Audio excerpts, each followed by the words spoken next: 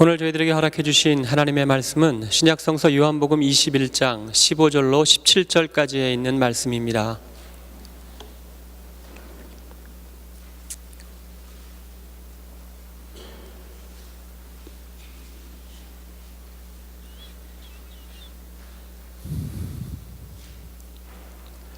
하나님의 말씀입니다. 그들이 조반 먹은 후에 예수께서 시몬 베드로에게 이르시되 요한의 아들 시몬아 내가 이 사람들보다 나를 더 사랑하느냐 하시니 이르되 주님 그러하나이다. 내가 주님을 사랑하는 줄 주님께서 아시나이다. 이르시되 내 양을 먹이라 하시고 또 두 번째 이르시되 요한의 아들 시몬아 내가 나를 사랑하느냐 하시니 이르되 주님 그러하나이다. 내가 주님을 사랑하는 줄 주님께서 아시나이다. 이르시되 내 양을 치라 하시고 세 번째 이르시되 요한의 아들 시몬아 내가 나를 사랑하느냐 하시니 주께서 세 번째 내가 나를 사랑하느냐 하심으로 베드로가 근심하여 이르되 주님 모든 것을 아시오매 내가 주님을 사랑하는 줄을 주님께서 아시나이다. 예수께서 이르시되 내 양을 먹이라. 아멘. 올 2014년 저희 교회 표를 예수님으로 인해 온전한 소통이 이루어지는 공동체로 저희는 정했습니다. 그래서 저희가 1월 첫째 주 2주 전에 함께 말씀을 나눈 후에 여기저기에서 이 소통이라고 하는 단어가 참 많이 등장을 하게 되더라고요. 심지어는 어떤 가정은 작은 부부싸움을 했는데 그 부부싸움을 해결하는 방법 속에서도 이 소통이라는 단어를 통해서 이 부부싸움을 해결하는 걸 보면서 그 정도 싸움을 해도 되겠구나라는 생각도 들기도 했었습니다. 참 좋은 징조인 것 같습니다. 올 한해 우리 교회 가운데 이 소통이라고 하는 단어가 성도들의 삶 속에 깊이 뿌리 내려서 이 소통의 역사가 하나님의 은혜 가운데 구체적으로 드러나기를 기원합니다. 그런데 여기서 방법론적인 문제가 나타날 수 있습니다. 그것은 바로 소통하면 좋은데 어떻게 소통할 수 있는가 하는 문제라는 것이에요. 자, 어떻게 소통하시겠습니까? 우리에게 소통의 좋은 방법은 좋은 롤 모델을 찾아서 그 방법을 따라간다면, 배워간다면 우리 가운데도 그 소통이 이루어질 수 있게 되지 않겠습니까? 최고의 소통가, 우리의 삶 속에 우리가 가장 좋은 위대한 소통가는 바로 우리와 함께 하시고 동행하시는 예수 그리스도시라고 하는 거예요. 예수님 자신이 바로 소통이셨고 또 그 소통을 위해서 친히 인간의 몸을 입고 이 땅에 오셨으며 주님이 3년간에 사역하셨던 공생의 모든 사역도 결국은 하나님과 인간 사이를 소통하시기 위해서 이루신 아름다운 사역이셨습니다. 예수님으로 인해 온전한 소통이 우리 가운데 이루어지게 된다면 우리 가운데는 많은 아픔과 많은 절망과 어려움들이 회복이 될 것이고 궁극적으로는 그 회복을 넘어서 부흥이라고 하는 놀라운 은혜를 경험할 수 있을 것입니다. 자, 어떻게 온전한 소통을 이룰 수 있을까? 자, 최고의 소통이신 예수님, 소통가이신 예수님께서는 어떻게 소통을 이루어 가셨는가? 오늘 본문을 보면 예수님께서 소통하시는 방법이 구체적으로 본문에 묘사가 됩니다. 오늘 요한복음 21장은 아마 많은 분들이 여러 번 설교를 통해서 들으셨거나 성경을 읽으시면서 아니면 여러 성경 공부를 통해서 많이 접하셨던 본문이 바로 오늘 본문의 내용입니다.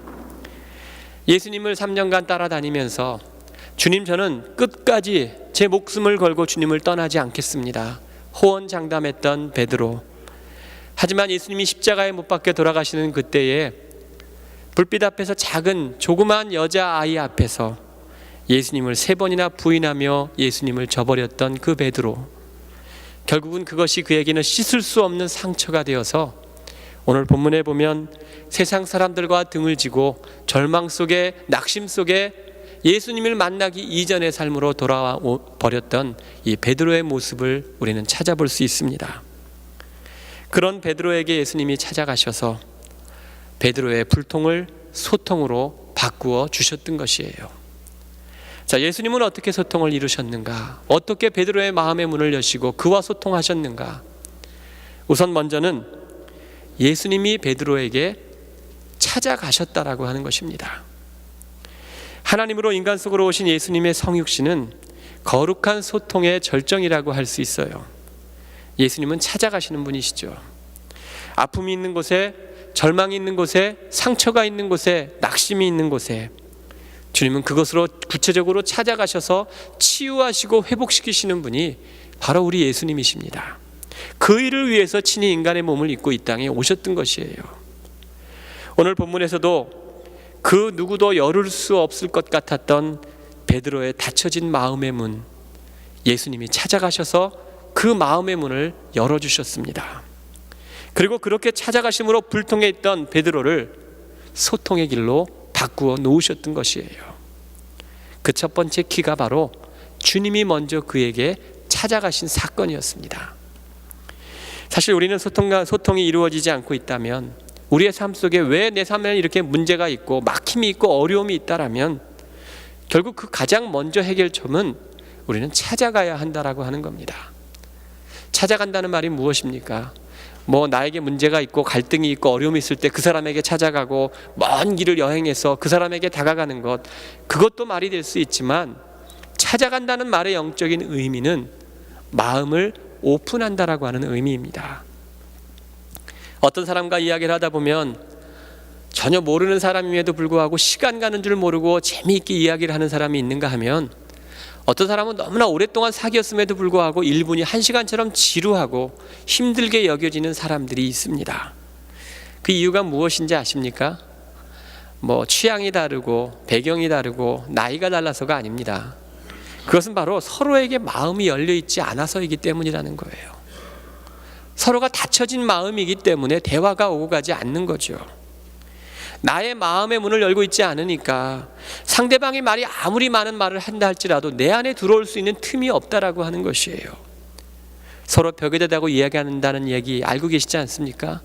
마음이 닫혀진 가운데 있으니 말은 주고받아도 그 말이 우리의 삶 속에, 우리의 마음 속에, 우리의 생각 속에 들어올 틈이 없다고 하는 것이에요. 누군가와 대화할 때 나의 마음의 문을 먼저 열지 않는다면 상대방이 아무리 애를 쓰고 아무리 노력하고 수고해도 그 가운데는 온전한 소통이 이루어질 수 없습니다. 예수님은 늘 찾아가는 분이셨습니다. 제가 1월 첫째 주에도 여러분과 말씀을 나누면서 소통이라고 하는 정의에 대해서 말씀을 드렸던 적이 있습니다. 세상 사람들이 말하는 소통이 아니라 성경에서 말하는 소통의 의미가 뭡니까? 결국은 그것이 회복 아니겠습니까? 그러니까 결국 회복이라고 하는 것은 마음의 문을 여는 오픈에서부터 시작한다라고 하는 것이에요.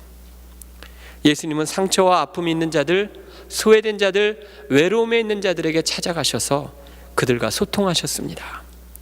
누구도 상대해주지 않았던 세리들에게, 누구도 관계를 갖지 않고, 누구도 이야기하지 않고, 누구도 배려하지 않았던 창기들에게 주님은 친히 찾아가셔서 그들과 함께 소통하셨습니다. 복음서에 보면 예수님이 식사하는 내용들이 참 많이 나옵니다.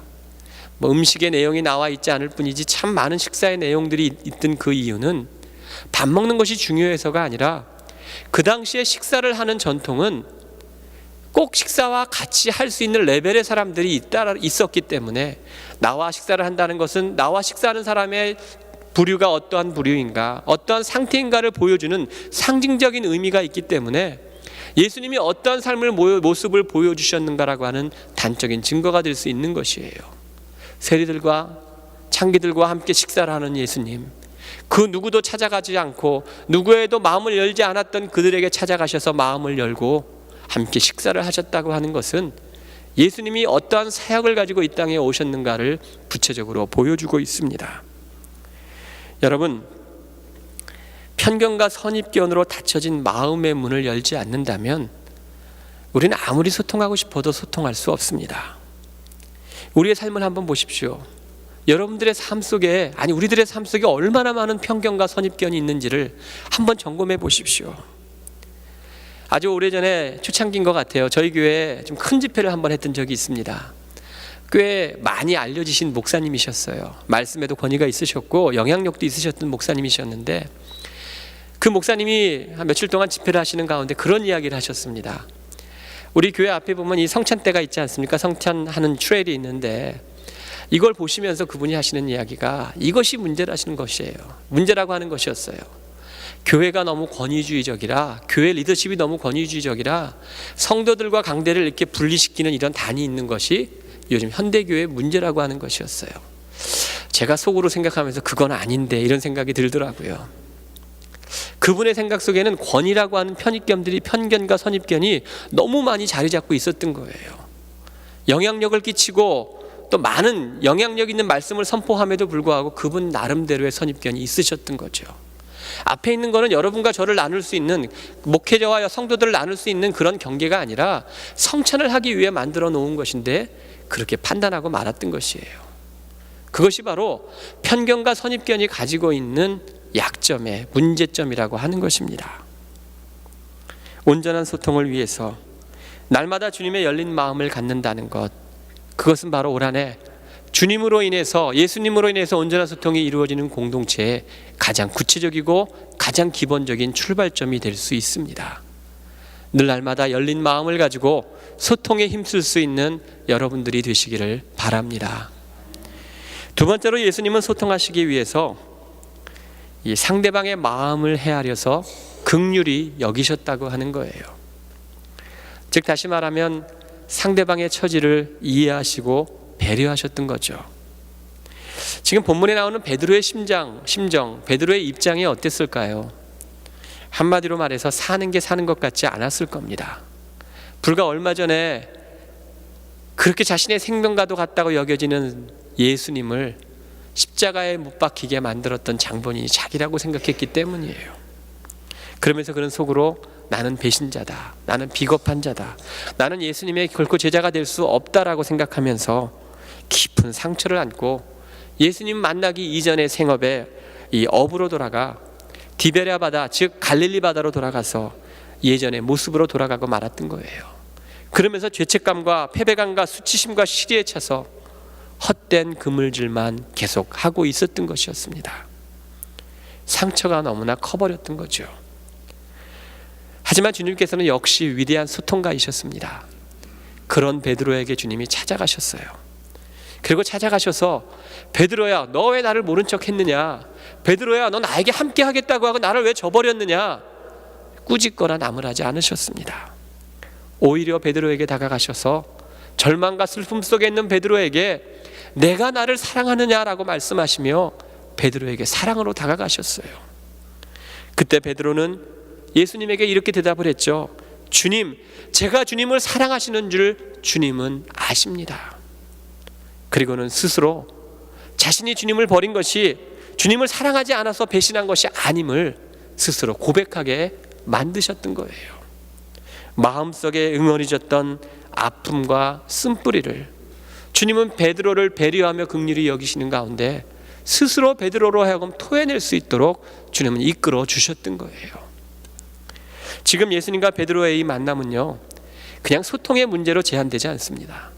예수님과 베드로의 만남은 소통의 문제를 뛰어넘어서 용서와 이해와 사랑, 그리고 치유 회복의 만남으로 발전되게 되었던 거예요. 예수님은 죄책감과 부끄러움에 사로잡힌 베드로의 마음을 어루만져 주셨습니다. 소통은 이렇게 상대방을 긍휼히 여기고 배려하고 또 상대방을 이해하면서 한 걸음 더 소통하기 위해 나아가는 것, 그것이 바로 소통의 또 다른 조건이 될 수 있다는 것이에요. 사실 우리들은 베드로와 삶의 모습은 그렇게 같지 않고 다를 수 있지만 공통점은 모두가 상처를 안고 살아간다는 것은 공통점인 것 같아요. 이 자리에 앉아 계신 여러분 모두 그 누구도 상처 없이 살아가는 사람은 아무도 없는 것 같습니다. 때로는 그 상처가 너무 심해서 절망으로 이끌어갈 때도 있을 것이고, 어떤 때는 그 상처로 인해서 우리가 신앙생활하는 그 신앙생활의 본질까지도 흔들리는 경우가 있습니다.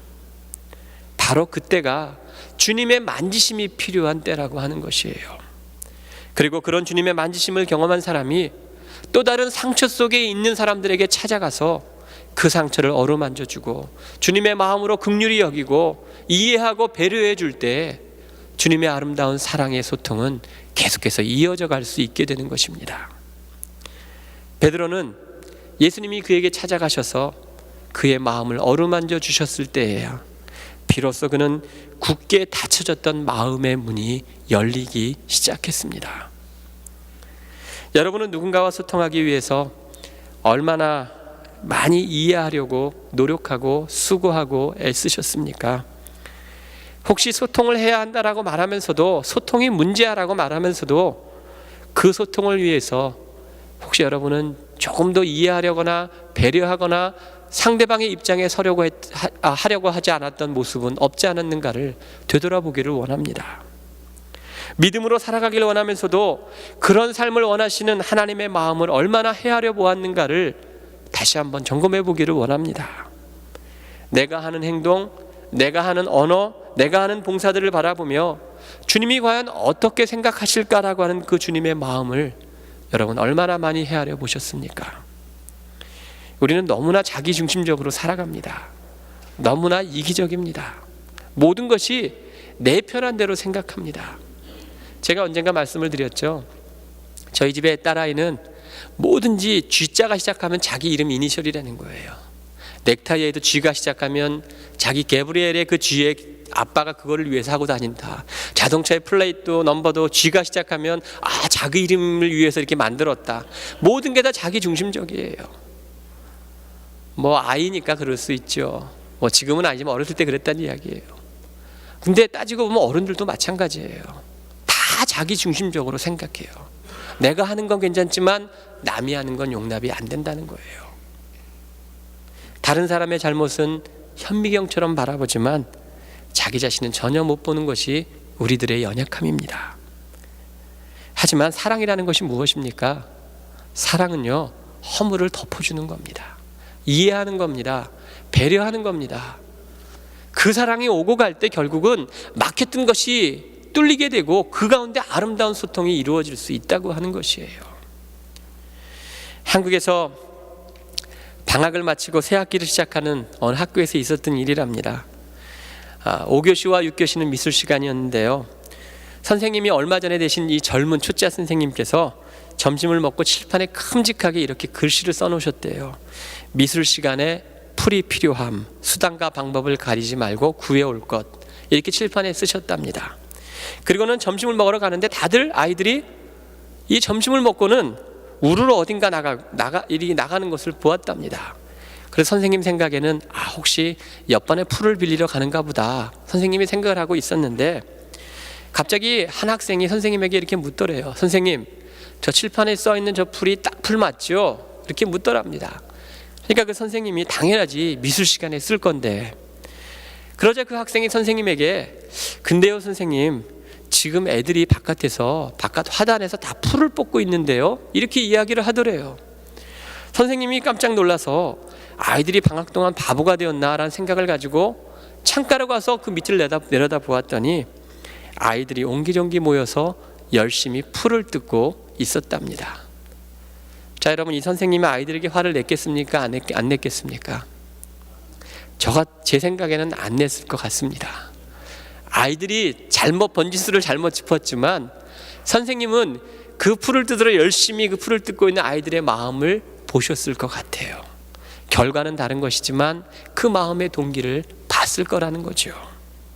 사랑하면은요, 실수도 잘못도 부족함도 허물도 덮어질 수 있고 이해될 수 있는 거예요.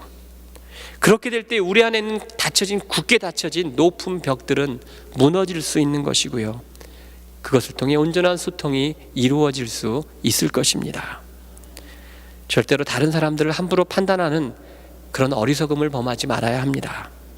왜냐하면 우리는 결코 다른 사람의 형편을 모르기 때문에, 처지를 모르기 때문에 함부로 말해서는 결코 안 된다라고 하는 것이에요. 상대방의 입장을 헤아리고 또 이해하려고 노력하고 애쓰고 우리의 삶을 헌신하게 될 때 주님은 그 가운데 긍휼의 마음을 허락해 주실 것입니다. 히브리서 4장 14절 15절에 보면 우리에게 있는 대제사장은 우리의 연약함을 동정하지 못하실 리가 아니요 모든 일에 우리와 똑같이 시험을 받으시니로되 죄는 없으시니라. 그러므로 우리는 긍휼하심을 받고 때를 따라 돕는 은혜를 얻기 위하여 은혜의 보좌 앞에 담대히 나아갈 것이니라. 예수님은 우리와 소통하시기 위해 친히 인간의 몸을 입고 이 땅에 오셨고요, 그것으로 끝난 것이 아니라 우리를 이해하시기 위해, 또 우리를 배려하시기 위해, 또 우리를 좀 더 구체적으로 사랑하는 방법을 아시기 위해 주님은 친히 십자가의 고통, 인간이 겪는 모진 어려움들을 주님은 경험하셨습니다. 그래서 우리의 아픔을 너무나 잘 알고 계시는 분이 바로 최고의 소통가이신 예수님이신 거예요. 여러분, 이제는 소통하기 위해서 마음을 여는 것으로 그냥 만족하지 마시고 한 걸음 더 나아가서 서로가 서로를 바라보면서 긍휼히 여길 수 있는 마음이 여러분의 마음 가운데 있기를 기원합니다. 제가 요즘 여러분들은 어떻게 생각하시는지 모르겠지만 제 스스로 저를 보면서 이제 좀 목사가 되어가는 것 같다라는 생각을 좀 하게 됩니다. 제가 설교를 좀 잘해서도 아니고요, 제가 목회를 잘해서도 아니고, 제가 그런 마음이 들 때가 언제인가 하면 사람들을 볼 때 긍휼히 여기는 마음이 생길 때라는 거예요. 예전 같으면은 마음에 이런 생각 저런 생각도 복잡해지고 때로는 화도 나고 막 복잡해지는 생각이 있을 때에도 요즘은 조금 더 생각을 해보면 그럴 수 있지라는 생각이 들면서 마음에 긍휼의 마음이 생기기 시작을 하더라고요. 아무리 잘못을 하고 또 아무리 저건 아닌데라는 생각이 들어도 조금 더 생각을 하고 조금 더 고민을 하고 조금 더 기도를 해보고 나면 마음에 긍휼의 마음이 생기더라고요. 여러분, 그것이 바로 주님이 주시는 은혜입니다. 소통해야 된다라고 우리가 많이 강조하지만 그 소통은 이 마음을 여는 것뿐만이 아니라 다른 이들의 입장에 서서 그들을 바라보고 그들을 이해하고 그들을 배려하는 마음이 있을 때 바로 그곳에서 소통은 이루어질 수 있습니다. 바로 그러한 소통의 은혜를 누릴 수 있는 여러분들이 되시기를 바랍니다. 마지막 세 번째로 예수님은 소통하시기 위해서요, 같은 눈높이의 사랑을 주셨다는 겁니다. 오늘 예수님과 베드로와의 이 대화를 보게 되면 흥미로운 부분이 있습니다. 이 예수님과 베드로와의 대화가 서로 죽어가는 대화가 몇 번이 있습니까? 3번이 있죠. 3번의 대화 속에 보면 공통되는 단어가 하나 있습니다. 그게 뭡니까? 사랑이라고 하는 단어예요. 예수님도 사랑을 물으셨고 베드로도 사랑을 대답했습니다. 요한의 아들 시몬아, 내가 나를 사랑하느냐? 예수님이 3번 물으셨어요. 베드로는 내가 주님을 사랑하는 줄 주님께서 아시나이다. 똑같은 답을 3번이나 대답했습니다. 그런데 이 한국 단어가 이 책이 아니라 헬라어 원문을 찾아보게 되면 사랑이라고 하는 단어가 다른 단어가 쓰였던 것을 찾을 수 있게 됩니다. 사랑이라고 하는 단어에는 여러 단어의 헬라어 원어가 있는데요, 예수님이 처음 2번 사용하셨던 단어는 무조건적인 사랑, 가장 고귀하고 가치 있는 사랑, 가장 고귀하고 숭고한 사랑인 아가페의 사랑을 이야기하셨어요. 하지만 베드로는 계속해서 친구의 우정인 필레오라고 하는 사랑으로 대답을 했습니다. 예수님이 아가페의 사랑으로 내가 나를 사랑하느냐? 베드로는 계속해서 필레오의 사랑으로 내가 주님을 사랑합니다. 2번째도 여전히 예수님은 아가페의 사랑으로 나를 사랑하느냐? 베드로는 여전히 필레오의 사랑으로 내가 주님을 사랑합니다. 고백했어요. 그때 예수님께서 3번째 질문에 사랑을 바꾸셨어요.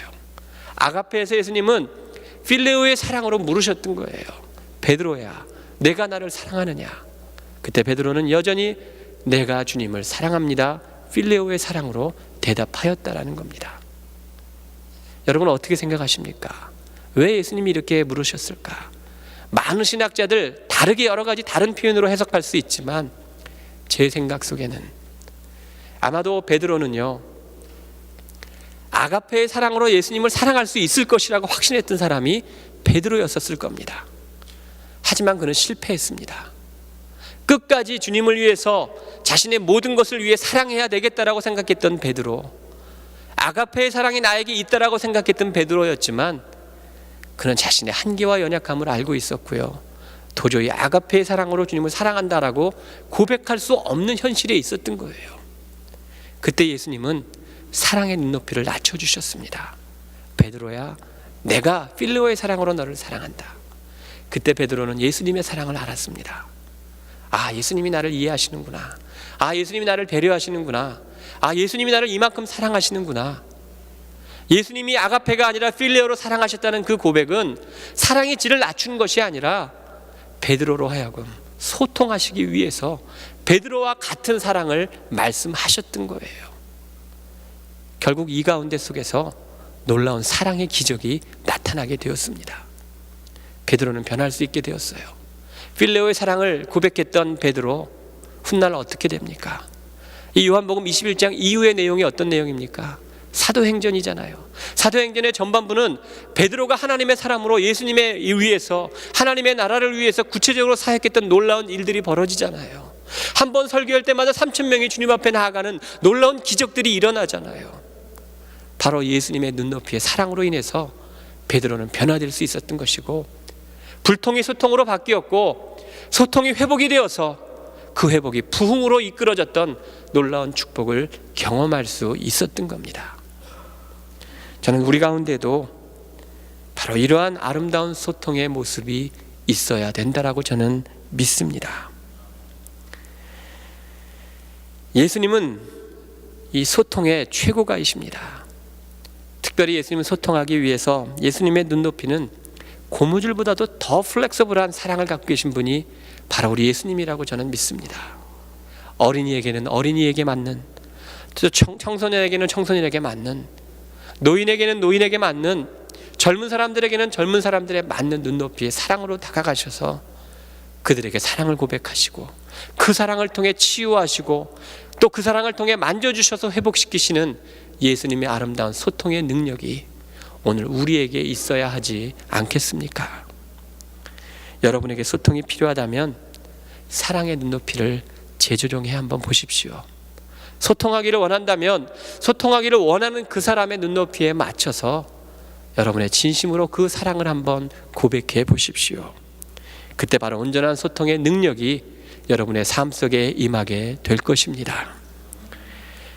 저는 올 한해 우리 교회 안에 이러한 온전한 소통이 이루어졌으면 좋겠습니다. 최고의 소통가이신 주님을 바라보십시오. 그리고 그분의 소통을 배우십시오. 그냥 추상적으로 매주 성전의 문턱만 받고 돌아가는 것이 아니라 예배를 통해 주님의 임재를 누리시기를 바라고요. 그 임재 속에 여러분을 향한 하나님의 뜻을 구하고 찾을 수 있는 여러분들이 되시기를 바랍니다. 바로 그때 주님의 소통의 은혜가 여러분들에게 임하게 될 것입니다. 나의 의상과는 상관없이 주님의 영이 우리 가운데 충만하게 될 것이고요. 그 주님의 영이 우리를 변화시키고 성숙시키시게 될 것이고, 주님의 참된 그리스도인의 삶으로 이 땅 가운데 소통을 할 수 있는 복의 통로로 우리를 주님이 사용하여 주실 것입니다. 이제는 주님의 나라를 위한 소통의 도구가 되는 여러분들이 되시기를 바랍니다. 다쳐지고 깨어지고 상처난 곳에 주님의 마음으로 여러분들이 찾아가셔서 주님의 마음으로 또 겸손한 사랑으로 눈높이의 사랑을 베풀고 이해하고 위로하고 격려해주고 어루만져줘서 지치고 상한 많은 이들이 주님의 사랑이 여러분들의 삶을 통해 또 그들이 치유되어지는 놀라운 은혜가 있기를 바랍니다. 바라기는 다음 한 주간도, 아니 여러분들에게 남겨진 모든 삶의 현장 속에서 남은 모든 시간 속에서 또 하나님의 은혜를 받아서 그 은혜를 부족함 없이 마음껏 나눌 수 있는 소통의 믿음의 사람들이 되시기를 예수님의 이름으로 축원합니다. 주님 감사합니다. 귀한 날 저희를 사랑하셔서 또 오늘도 주님의 날에 주님 전에 모여 예배하게 하시고 또 최고의 소통가이신 그 예수님의 소통의 방법을 오늘 베드로와의 만남을 통해 주님이 보여주셨던 그 삶을 통해 배우게 하시니 감사를 드립니다. 아버지 하나님, 우리가 이 땅에 참된 소통의 사람이 되기를 소망합니다. 주님이 주신 은혜와 주님이 주신 비전을 많은 이들에게 나눌 수 있도록 도와주시고, 먼저 하나님과의 소통이 온전히 이루어지게 하여 주셔서 주님과의 소통을 통해 받은 그 사랑을 많은 이들에게 나누고도 부족함이 없는 복의 통로가 될 수 있도록 인도하여 주시옵소서. 먼저 마음의 문을 열게 하시고 또 아버지 다른 이들을 배려하고 이해하게 하시며, 무엇보다도 아버지 우리가 겸손한 마음으로 우리가 눈높이의 사랑을 재조정하여서 다른 이들의 아픔이 나의 아픔이 되고 다른 이들의 기쁨이 나의 기쁨이 되어서 함께 주님의 나라를 위해 힘쓸 수 있는 저희들 모두가 될 수 있도록 인도하여 주시옵소서. 올 한해 좋은 이웃과 아름다운 소통이 이루어지게 하여 주셔서 그 소통이 각자의 삶 속에 그 가정 안에 이 교회 안에 이 땅 안에 하나님의 부흥을 일으킬 수 있도록 역사하여 주시옵소서. 예수 그리스도의 이름으로 기도하옵나이다. 아멘.